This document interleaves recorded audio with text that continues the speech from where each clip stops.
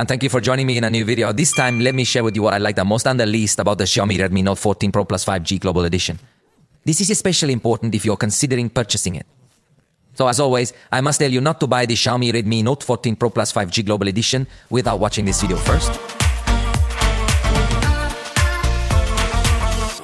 It's important to distinguish between the Global Edition and the Chinese version, as there are differences. I tested the Global Edition, which launched at $11,999. We'll use this price for analysis, though by now, with different distributors, it might be much lower. At that lower price, some of its drawbacks could be overlooked, but we'll always refer to the launch price. Let's begin with what I liked most. It features IP68 and Gorilla Glass Victus 2, providing adequate resistance. Overall, the design is appealing, though aesthetics are subjective. However, I find it nice. It allows us to control the volume separately from the apps playing. So yes, you can have two things playing simultaneously, each with its own volume. On the camera, you will discover a teleprompter function, which is a feature not typically found on other cell phones. For those who create content, it can prove to be quite useful, even though it is a basic teleprompter. It won't synchronize with what you're saying, but it can still be of assistance. Additionally, it provides an excellent dual recording mode. Yes, whether you believe it or not, Xiaomi already had this feature before the iPhone introduced it. Additionally, it supports 120 watts charging with a charger included in the box. In my tests, after just 15 minutes, it reached 62%, and charging from 0 to 100 took only 30 minutes. Incredible, incredible.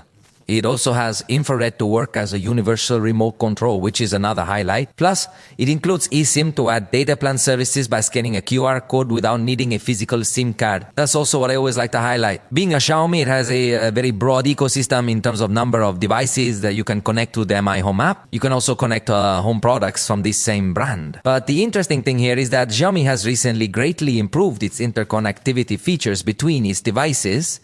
So it's also something you're going to be able to enjoy. And finally, it provides us with an excellent suite of gaming tools, complete with additional options that enhance the experience. But now let me tell you what I didn't like. Backlit selfies are left wanting. It seems that they still don't manage to optimize that very well. Also, the selfies in portrait mode are lacking in this price. And watch out, because it has a macro camera.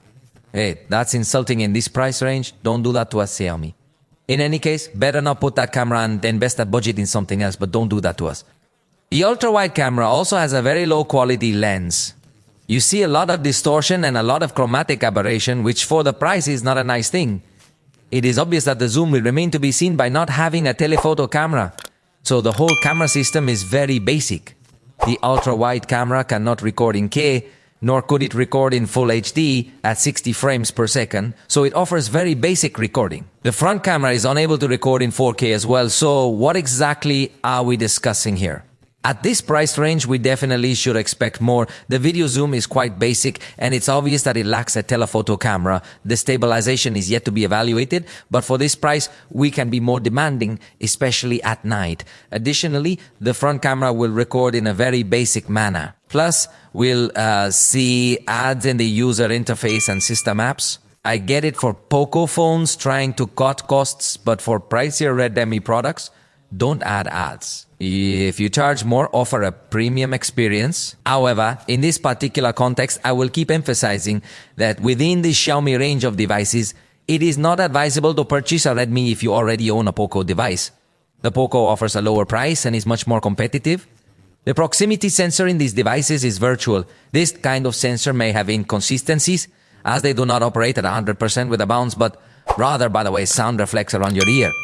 Hence, I am not fond of it. Additionally, in my test, it took an average of 3.6 seconds to open each of the 16 apps I evaluated. Furthermore, the apps were restarting whenever I switched between them, meaning the performance is the one offering a device at half the cost. During my video export test, it also took considerable time for its price to compete. If you wanted to record gameplays, the experience is lacking. And in heavy games, it lacks power. It's a device with several cons, but if you bought it, share your opinion and price in the comments. I hope you didn't pay the launch price. We've reached the end of this video. If you liked it, let me know. See you next time.